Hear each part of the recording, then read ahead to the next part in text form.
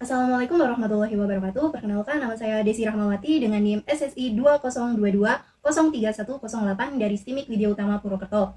Di sini saya akan mempresentasikan hasil review jurnal yang berjudul Penerapan Data Mining menggunakan algoritma Single Moving Average SMA pada penjualan mobil Honda. Jurnal ini ditulis oleh penulis 1 yaitu Tundo, penulis 2 Marsia Rizky Hamdala, penulis 3 Andi Saidah, dan penulis 4 Muhammad Nurdin.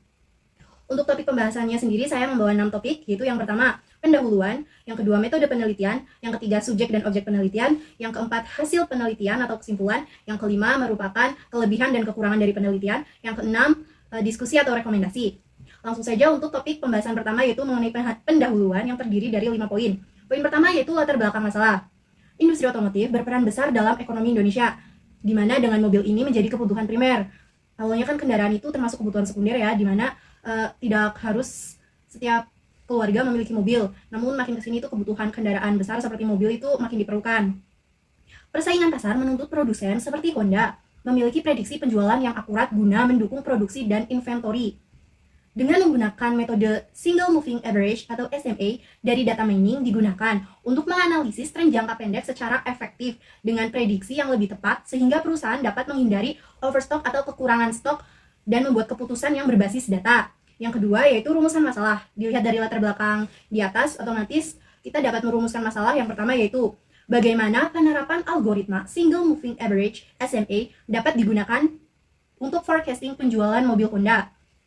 Yang kedua, ordo berapa yang paling optimal dalam menghasilkan prediksi dengan tingkat akurasi yang tinggi. Karena dalam penelitian ini tuh kita membandingkan dengan perhitungan ordo 2, 3, dan 4. Untuk pembahasannya akan saya jelaskan nanti ya. Untuk poin ketiga yaitu ada tujuan penelitian. Tujuan penelitian ini dapat saya simpulkan menjadi 2, yaitu yang pertama, untuk menganalisis dan forecasting. Forecasting itu seperti memprediksi penjualan mobil Honda berdasarkan data dari tahun 2017 sampai 2023. Untuk menghasilkan prediksi akurat, sehingga dapat mendukung perencanaan produksi, inventory, dan strategi pemasaran menggunakan SMA. Untuk tujuan yang kedua yaitu membandingkan akurasi SMA dengan ordo 2, 3, dan 4 untuk menentukan konfigurasi terbaik. Lalu poin keempat mengenai manfaat penelitian. Manfaat penelitian ini dibagi menjadi 3 poin. Yang pertama, manfaat untuk perusahaan atau dealer mobil. Yang kedua, bagi peneliti. Dan yang ketiga, bagi universitas atau akademisi lain ya. Bagi perusahaan sendiri, manfaatnya itu untuk membantu perusahaan dalam memprediksi tren penjualan secara lebih akurat sehingga dapat menjadi dasar bagi perencanaan produksi dan pengelolaan stok yang lebih efisien. Karena ini kan data yang diambil itu berbasis data yang diminta dari dealer ya, otomatis tuh perusahaan lebih dapat meramalkan tren penjualan mobil Honda secara lebih akurat dalam jangka pendek. Lalu kan apabila datanya itu sudah dianalisis kan kita dapat memprediksi stok mana yang akan cepat habis, jadi dapat mengurangi resiko kelebihan atau kekurangan persediaan mobil di pasar, terutama yang merek Honda, sehingga meningkatkan kualitas layanan dan daya saing perusahaan melalui strategis berbasis data historis. Lalu yang kedua yaitu bagi peneliti, memberikan pengalaman praktis dalam penerapan algoritma Single Moving Average SMA pada kasus nyata, sekaligus memperluas wawasan terkait evaluasi model forecasting menggunakan metode MAPE dan MSE. Lalu bagi universitas, penelitian ini berkontribusi dalam pengembangan ilmu data mining dan forecasting di lingkungan akademik, serta dapat dijadikan referensi untuk proses pembelajaran dan tugas akhir mahasiswa. Selain itu tuh dapat digunakan sebagai portofolio institusi yang relevan dengan kebutuhan industri. Dapat juga untuk mendorong kolaborasi antara universitas dan industri dalam bidang pengolahan data penjualan dan prediksi bisnis. Lalu topik selanjutnya yaitu poin kelima, mengenai batasan masalah. Batasan masalah dalam jurnal ini sendiri yaitu ada 3. Yang pertama, penelitian ini tuh hanya menggunakan algoritma Single Moving Average untuk proses forecasting, sehingga tanpa ada pembandingan langsung dengan metode lainnya seperti ARIMA, SIS, atau DIS. Lalu yang kedua, forecasting dilakukan hanya dengan menggunakan 3 variasi ordo, yaitu ordo 2, 3, dan 4, sehingga hasil tidak mempresentasikan seluruh kemungkinan variasi ordo yang lebih luas, karena hanya menggunakan 3 versi ordo. Lalu batasan masalah yang ketiga yaitu mengenai fokus penelitian ini hanya pada penjualan mobil Honda secara umum, tanpa membedakan berdasarkan tipe atau model kendaraan atau segmentasi pasar sendiri ya. Lalu topik yang kedua mengenai metode penelitian. Metode yang digunakan adalah Single Moving Average dengan tahapan 1, yaitu pengumpulan data. Pengumpulan data ini merupakan data yang telah dikumpulkan dari penjualan mobil Honda dari tahun 2017 sampai 2023 dengan total data yang didapatkan sebanyak 90 data. Untuk tabel datanya sendiri itu ada di jurnal ya, dapat dilihat di jurnal pada halaman ke 185. Lalu langkah yang kedua setelah pengumpulan data ada processing data. Pre-processing data bertujuan untuk mengubah data mentah menjadi data yang berkualitas sehingga data layak untuk diolah pada tahapan selanjutnya, yaitu dengan membuang data yang tidak lengkap atau yang tidak bernilai. Untuk data pre-processingnya sendiri juga dapat dilihat pada tabel data processing di jurnal ya.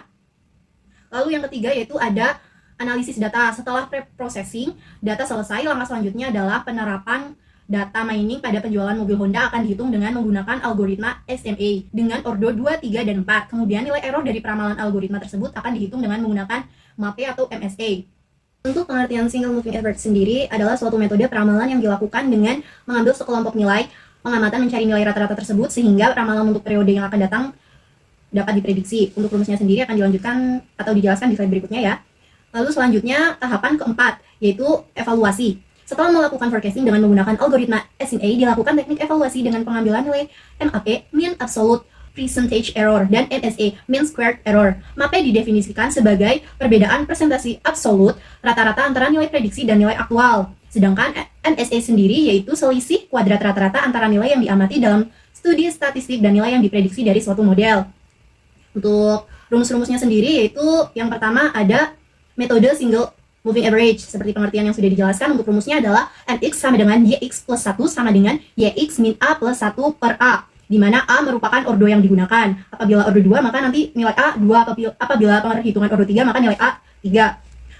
MX merupakan nilai perhitungan rata-rata, sedangkan YX dari periode X min A plus 1 sampai dengan X. YX min 1 sama dengan nilai ramalan Y pada periode X plus 1. Maaf, YX plus 1 ya.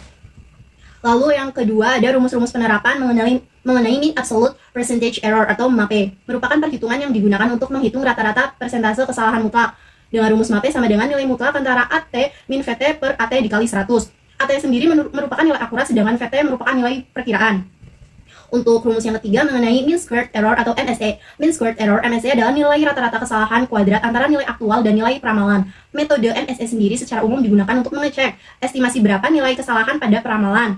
Dengan rumusnya NSE sama dengan YI dikurangi YI kuadrat.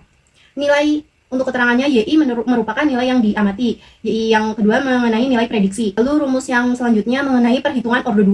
Ini contoh menggunakan perhitungan ordo 2 ya. Perhitungan SME pada ordo 2 bulan Juli 2023. Tandanya jika kita mencari ordo Juli, yang dihitung yaitu data dari bulan Mei 2023 dan Juni 2023, 2 bulan sebelum bulan Juli.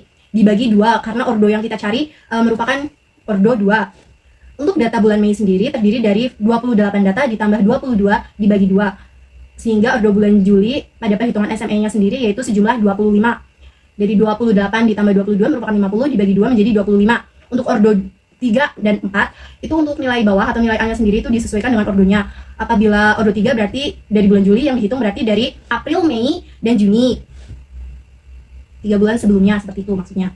Lalu topik pembahasan selanjutnya mengenai subjek dan objek. Subjeknya sendiri dari dealer resmi Honda dengan objek datanya penjualan dari dealer resmi Honda tahun 2017 sampai 2023. Sebanyak 90 data dengan 8 data uji untuk diprediksi. Mengenai hasil penelitian atau kesimpulan, dengan SMA dengan ordo 2 memberikan hasil forecasting atau prediksi terbaik dengan nilai MAPE dan MSE terendah serta akurasi di atas 90%. Ini menunjukkan bahwa ordo 2 lebih stabil dan efektif dibandingkan ordo 3 dan ordo 4 dalam memprediksi penjualan mobil Honda. Lalu untuk materi selanjutnya mengenai kelebihan dan kekurangan. Kelebihan sendiri dari penelitian ini adalah metode yang digunakan sederhana namun efektif dengan akurasi tadi yang didapatkan sebesar 90%. Evaluasi dilakukan dengan 2 matriks akurasi, yaitu menggunakan MAPE dan MSE, dan data yang digunakan merupakan data aktual dari dealer resmi sehingga penjualannya itu real bukan rekayasa. Lalu kelebihan yang keempat, penggunaan ordo variatif meningkatkan kedalaman analisis dari perhitungannya. Namun, selain kelebihan itu memiliki kekurangan ya. Kekurangannya itu ada 3. Yang pertama, hanya menggunakan satu metode forecasting sehingga tidak ada perbandingan dengan metode lain. Lalu yang kedua, tidak mempertimbangkan faktor eksternal seperti tren ekonomi atau musim, karena yang dihitung itu hanya data aktual dari penjualan mobilnya sendiri ya, dengan tipe yang sama, jadi tidak ada variasi atau segmentasi pasarnya sendiri. Lalu yang ketiga, dataset relatif terbatas karena yang digunakan itu 90 data saja dari penjualan 2017 sampai 2023, sehingga tidak terlalu terbarukan ya datanya, karena untuk 2024 dimana sekarang udah 2025 itu tidak dihitung, sedangkan jurnal ini tuh keluar di tahun 2025. Lalu topik terakhir yaitu mengenai diskusi atau rekomendasi. Dari penelitian ini tuh mendukung bahwa SMA dengan order 2 cocok untuk forecasting penjualan mobil. Namun disarankan agar penelitian lanjutan mempertimbangkan algoritma forecasting lain seperti ARIMA, SIS, atau DES, serta mempertimbangkan pengaruh faktor eksternal untuk meningkatkan akurasi prediksi dan aplikabilitas model dalam kondisi nyata, sehingga itu penelitiannya lebih bervariasi ya. Sekian presentasi review jurnal dari saya, kurang lebihnya mohon maaf. Untuk kritik dan saran bisa diberikan di kolom komentar. Wassalamualaikum warahmatullahi wabarakatuh.